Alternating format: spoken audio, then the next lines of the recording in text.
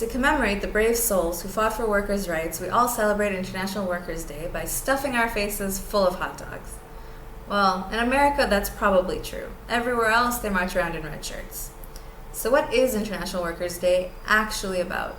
First, let's look at the date. International Workers' Day is held on May 1st because of the Haymarket Affair, a bombing and riot that took place in Chicago in 1886 at a protest by workers calling for an 8-hour day.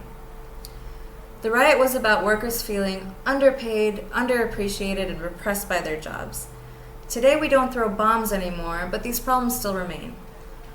Now that the industrial economy has switched to a knowledge-based economy and women have entered the workforce, these issues have evolved into something that's both the same and very different.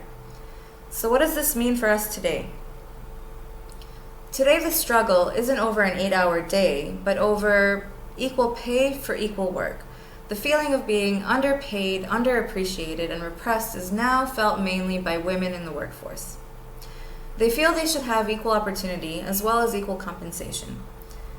This is a worthy goal, but there are more fundamental issues that need to be dealt with and preliminary steps that need to be taken, in my humble opinion anyway. The problem will not be solved simply by changing numbers, whether on a schedule or on a paycheck.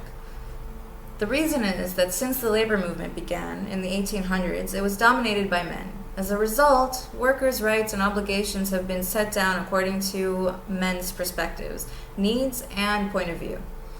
This was a single-focused, target-oriented, hierarchical way of thinking.